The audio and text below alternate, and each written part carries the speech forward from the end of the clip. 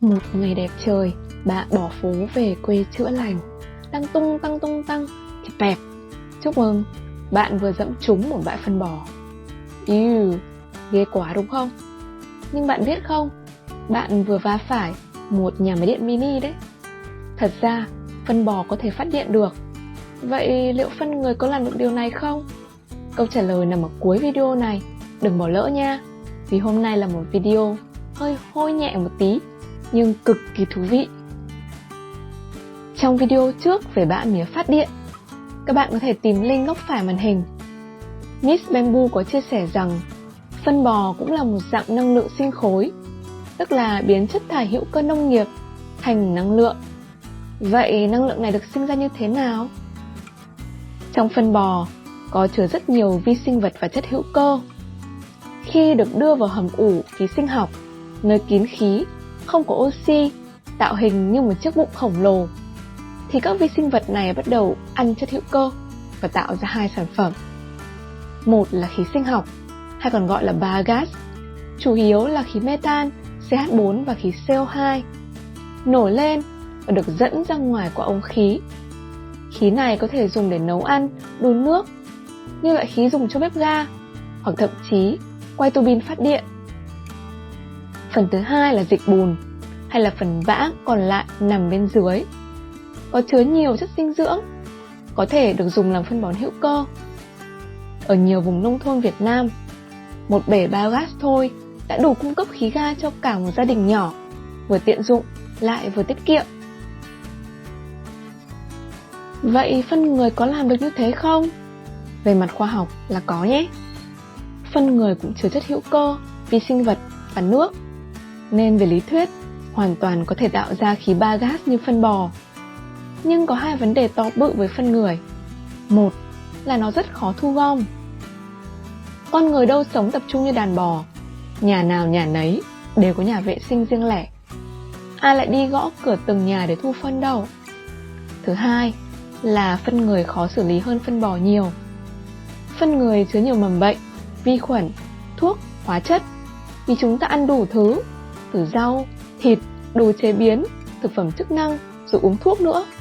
Còn bò thì chỉ ăn thực vật thôi.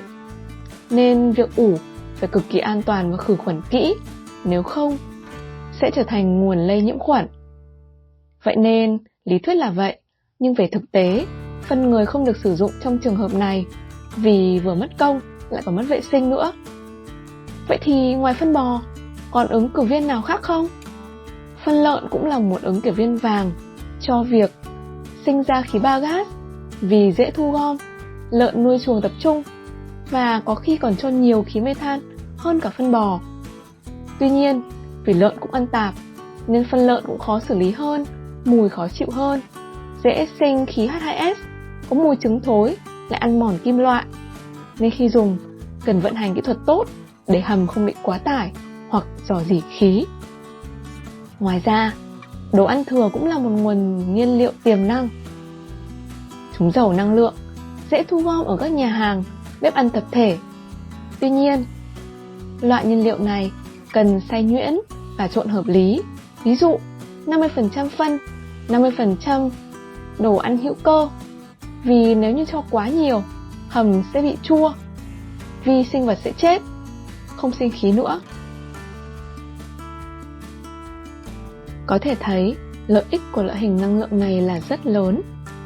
Chúng giúp tận dụng chất thải, giảm ô nhiễm, giảm khí nhà kính, cung cấp năng lượng sạch cho nấu ăn, sưởi và phát điện, đồng thời tạo ra phân bón tự nhiên cho cây trồng. Còn về hạn chế thì như đã chia sẻ, nếu sử dụng hầm kém chất lượng hoặc không bảo dưỡng kỹ, có thể gây ra rò rỉ khí, nhiễm khuẩn hoặc gây mùi khó chịu nếu không có hệ thống lọc khí tốt. Vậy là từ một thứ mà ai cũng né như phân bò, phân lợn, đồ ăn thừa, nay lại có thể biến thành năng lượng xanh, giúp nông dân tiết kiệm, giúp môi trường sạch hơn. Cơ mà nếu như nhìn thấy phân bò lúc chưa kịp phát điện thì ta cứ né nhẹ sang bên nha. Biết đâu trong tương lai em nó lại được hóa kiếp thành năng lượng. Vậy là video hôm nay đến đây đã kết thúc rồi. Đừng quên like, share và subscribe cho Miss Bamboo Kiến thức xanh nhé, để cùng nhau khám phá thêm nhiều nguồn năng lượng thú vị khác.